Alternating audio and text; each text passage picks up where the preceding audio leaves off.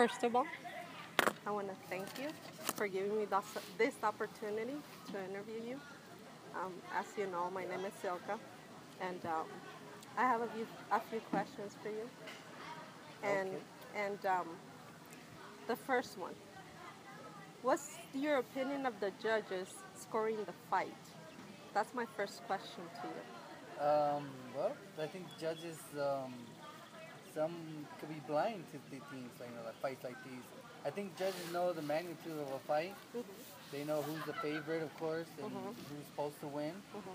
And maybe that has an effect on them. Maybe they know or have relationships with, maybe a promoter or a manager, and that can go over towards their side, towards the favorite side.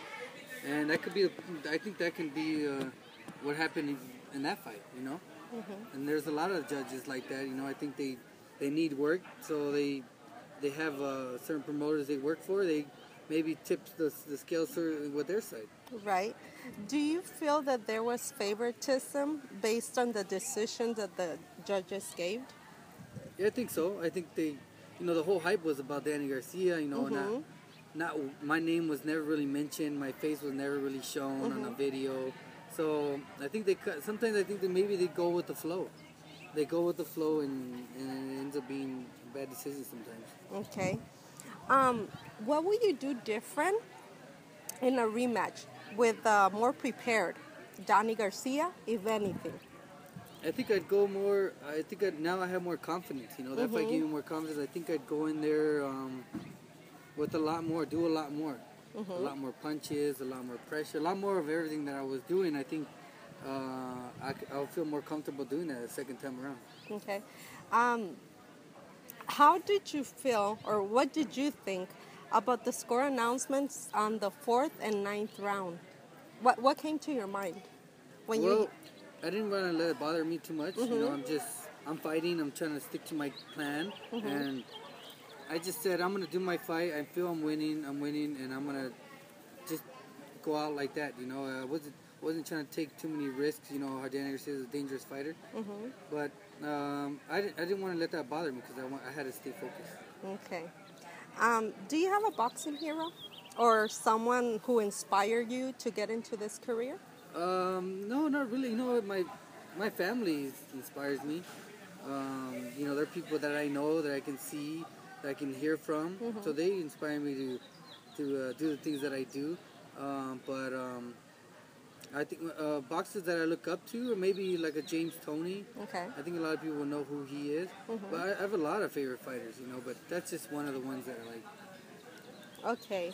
How do you feel about your loss? Do you feel you were cheated? Do you believe Garcia will even do a rematch? I feel like, it went how it went. I mean, it does feel a little bit cheated. At the time, I was just happy to fight for world title, and a decision was made. But back at home, watching it on TV, I get disappointed a little bit. But the people, lifted me up, with their comments and interviews, and it felt good. So. If he want, I don't know if he would want a rematch, but it's up to him at the end of the day. So we're waiting on him. If he doesn't, we'll move on. Okay. What do you feel was your best loss? I mean, your best loss, not your best loss, your best win. What was your best win? I think so far will be the Provodnikov, the Russian fight. Okay. That was one of the biggest fight I've had. It was the toughest fight I've got, and I think I overcame that, and since then I've had a lot of confidence and felt good, in the ring, and felt I can face anybody after that. Okay. Which one of those that you lost to was the hardest to fight? Anchondo, Alvarado, Garcia, or Mayfield? And why?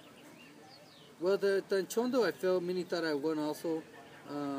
I think the Mayfield fight was a pretty close fight too. I felt, we took that one. I think the toughest loss I've got was Alvarado. Alvarado was a tough guy. I went in there with the wrong game plan. I wasn't myself, and Alvarado was just tough. He was tough for me, and it was a tough loss. It was a lot of punishment. I took in that fight, but I learned a lot. That was my first real big fight, and we moved on since. I think I'm a better fighter now. Okay. What are your plans who do you want to fight next? Like to fight anybody next. I mean, anything that will make the people rile up and get excited for, I will fight. I always want the toughest fight. I've already fought probably the hardest hitters out there. You know, Provocative, Danny Garcia, Right. Alvarado. So I mean, at this point, I'm ready for anybody. I won't back down from anyone, and I think I fought some of the top guys. So whoever they put in front of me, I'll fight and give a good show to the people. Okay.